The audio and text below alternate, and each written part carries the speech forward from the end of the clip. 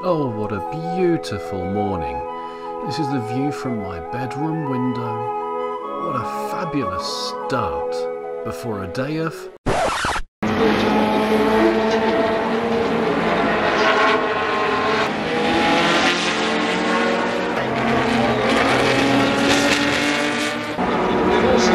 Here we are at a very noisy Silverstone. It's the Silverstone Classic.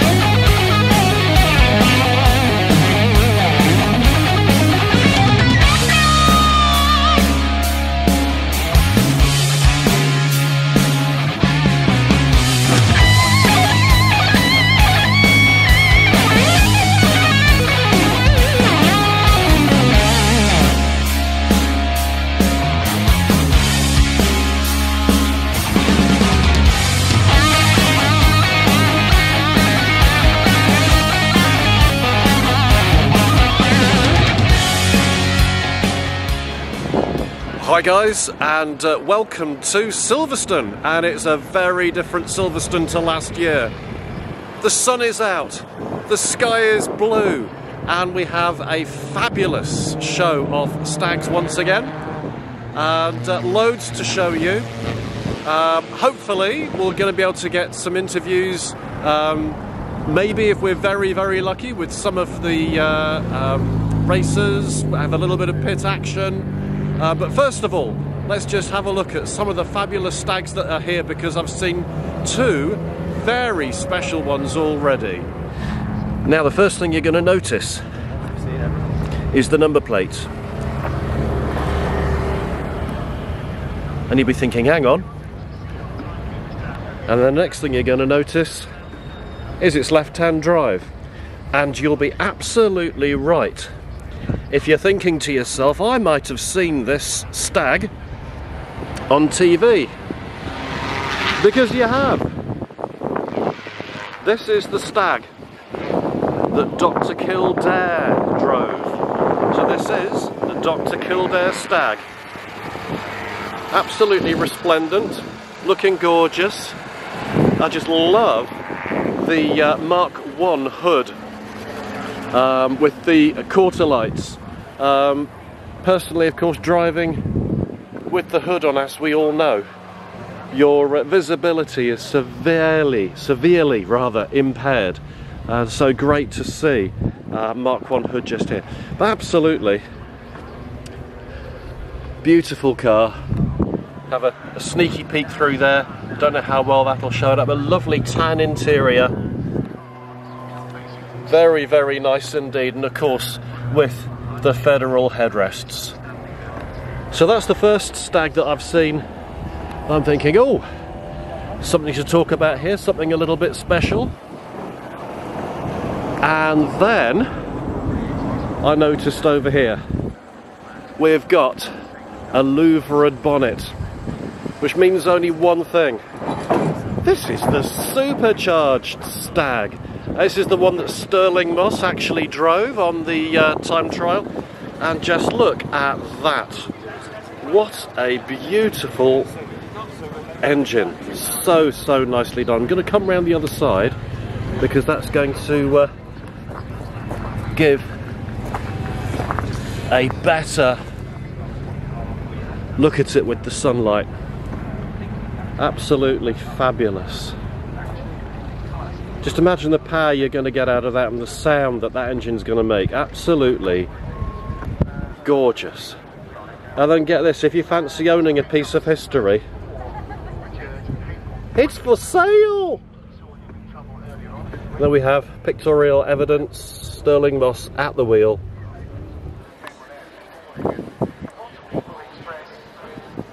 Pristine interior.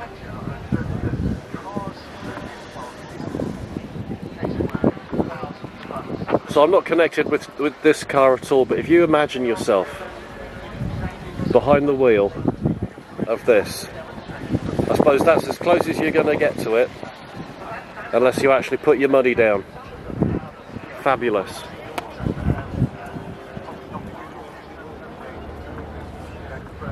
And like I was saying earlier, look at those clear blue skies. If any of you were here last year, you'll remember what it was like. He was tipping it down. It couldn't be more different. Well, here we are. We're with Andy, the very proud owner of Dr. Kildare's, aka Richard Chamberlain's, Stag. So Andy, tell us about this fabulous car and I mean what it's like owning a car that's been driven by someone so famous, and how on earth did you come across it? Okay, so back in 1992, yeah. Stag Owners Club, North London area, we needed a car for display at Alexander Palace Show, and we decided that we were going to have a theme, and it was going to be James Bond. So as it was a Mark 1 that was in James Bond, we decided that we wanted a Mark 1 car on display. We all had Mark 2s. Right. However, we were very friendly with a guy who ran a garage called SP Autos, Steve Locke, and he said, oh, I've got this car that's in the showroom that's for sale. You can have it. It's a Mark 1, it's American, it's different, and you can have it on display. So subsequently this Damson, very early Damson Mark 1 American spec car turned up at the show. We had it all weekend. We were all dressed up in DJs. The girls were all dressed up in fishnet stockings. Fabulous. We had a casino set Yep. made up, and Yep. the car had crashed through the wall of the casino. We had a film camera there. We had film Wow. lights. We were the talk of Ali Pali, and bet. we did win first prize. Too right as well, absolutely. But the problem was that I fell in love with the car. And it was 1992, so values were high at that particular time, and off the top of my head I believe it was up for sale for something like 12,000–14,000, which in those days was a lot of money for a Stag. And my car, which I'd owned for quite a while up to that stage, wasn't worth anything like that. Right. And I tried to work out if I part X'd it, if I tried to finance the rest, if I could actually just about afford the car. Yep. Loads of people looked at it, loads of people said it's not worth that sort of money. Yep. I just started a new job, didn't know how that was going to go, and I bottled it basically. I didn't buy it. Right. So many years passed, and apparently, according to my mates, I always talked about the Stag that got away. Ah. And I was out one evening with another mate. We were in a country pub. Message on my phone from my mate Gary saying, your car's for sale on eBay. The one that got away? The one that got away. So in those days you didn't have internet access on your phone, so I couldn't check eBay. He's going, it's really important, you've got to check it, you've got to look at it now. Yeah? So I phoned another mate who went onto eBay and looked at it. He then subsequently phoned the owner, or the person who was selling it. He phones me back and says, this car's amazing, you know, it's your car, it's for sale on eBay, and you just got to have it. And well, you knew you got to have it anyway, didn't you? So he basically said, I've bought it for you. What? He said, we've done the buy it now, we've discussed buy it now, you'll never guess it. I bought it now for £6,500. And he said, if you don't want it, I'm having it. Half the price that it was going for all those years before. Could have had it. Wow. Yeah. So, yeah, I said I'd have it. It was in Cornwall. Yep. It was... where was it in Cornwall? It was Newquay in Cornwall. Yeah. So I bought a one-way flight from Stansted to Newquay, flew down, picked it up, drove it home. That's amazing. Yeah. And it was in this kind of condition when you got it? This kind of condition. Kind of, Still original paint from when it was keep restored. Talking, let's have a little look at it. Yep. The only things that are different about it are the wire wheels were knackered. Right. The spokes were creaking. Oh. And I tried to buy some new wire wheels, and I've just had to buy another new set of wire wheels. Oh, right. And new tyres. Yep. But basically, and also it had a beige soft top, which was a little bit Marmite-y. The one thing that I do love that you've done with this, you have kept Mark 1 hood. Yeah, the reason it's got Mark 1 hood is only, well, it needs to be, in my mind, it should be a Mark 1 hood.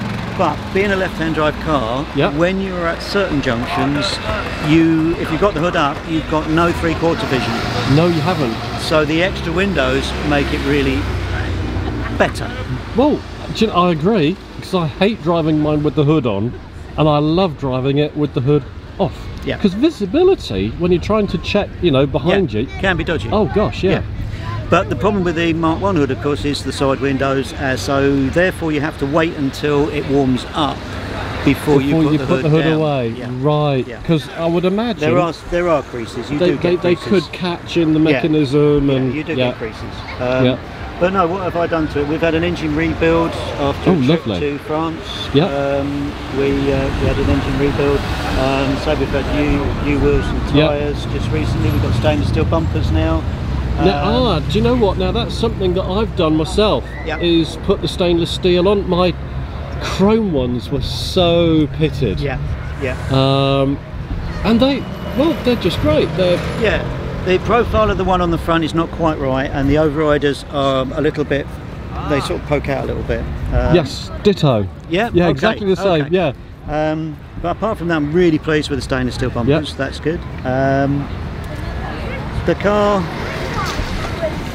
is quite original in some ways. The story is that Richard Chamberlain bought it new.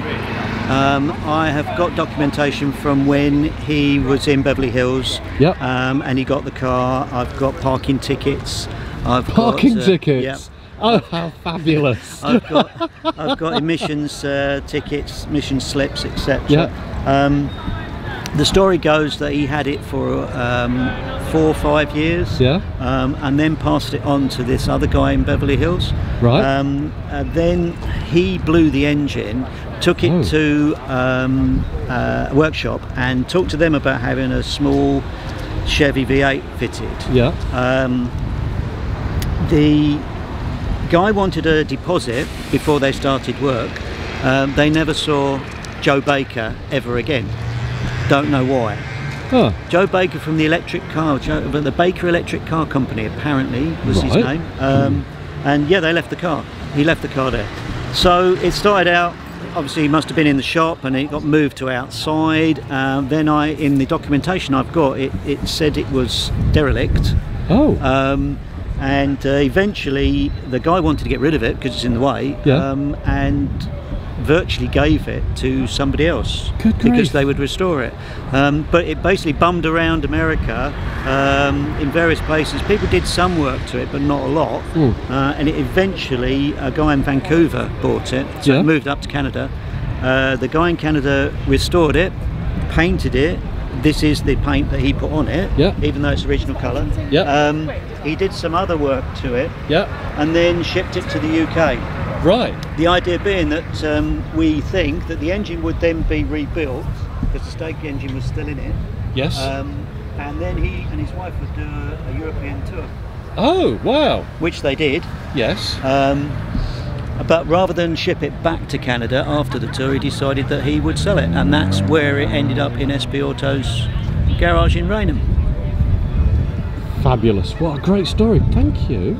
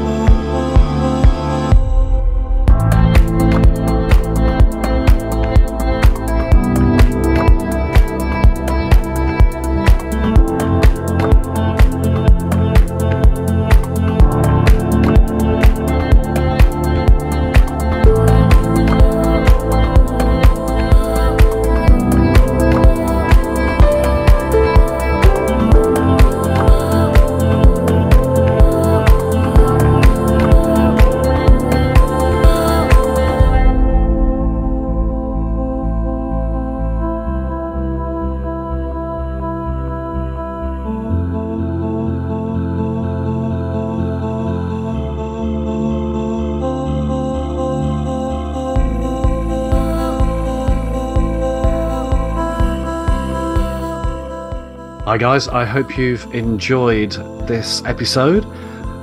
We had far too much to be able to show in just one single episode of the Silverstone Classic, and we were indeed lucky enough to meet up with one of the owner racers, and so I'm going to leave you with some fabulous images of one of his cars that is in the Silverstone Museum.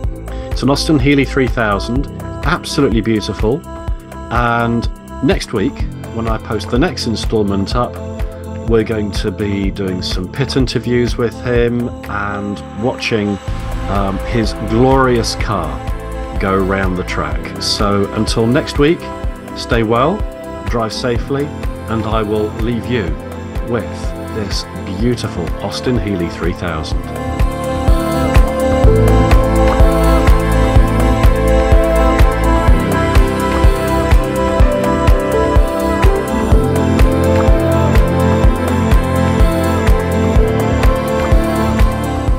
If you've enjoyed this video, please do click on the like and subscribe buttons. And if you click on the bell, YouTube will be good enough to even notify you when we post new videos.